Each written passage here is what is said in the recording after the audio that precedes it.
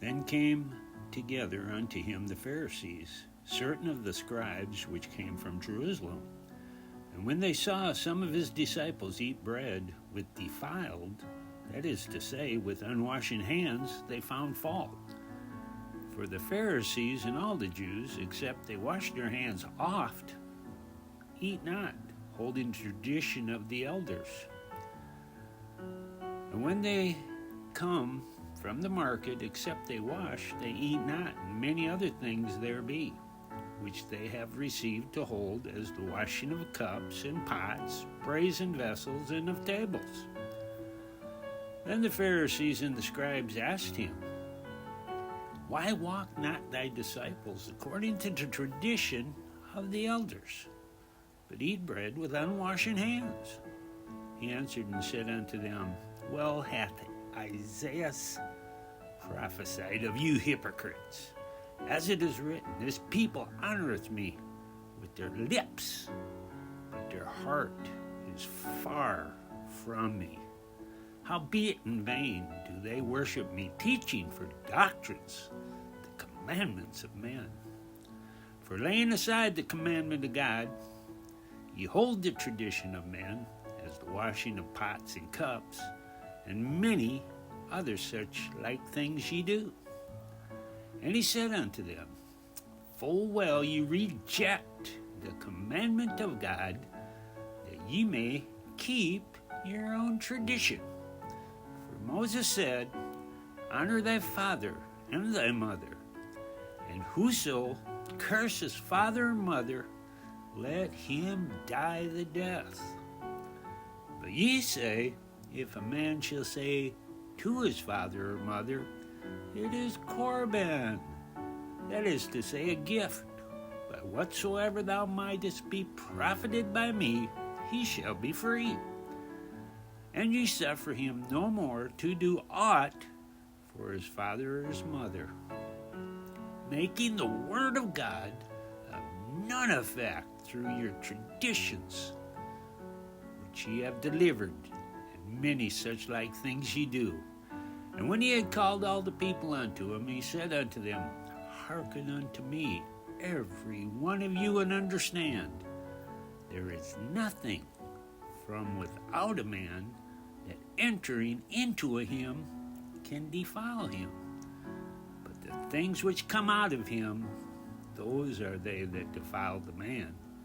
If any man have ears to hear, let him hear. And when he was entered into the house, from the people his disciples asked him concerning the parable.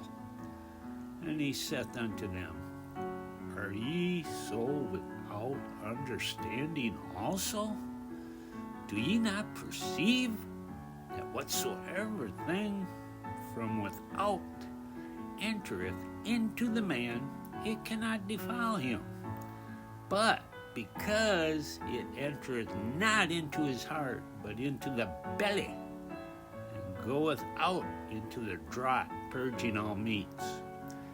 And he said, That which cometh out of the man, that defiles the man. For from within, out of the heart of men, proceed evil thoughts, adulteries, fornications, murders, thefts, covetousness, wickedness, deceit, lasciviousness, an evil eye, blasphemy, pride, foolishness.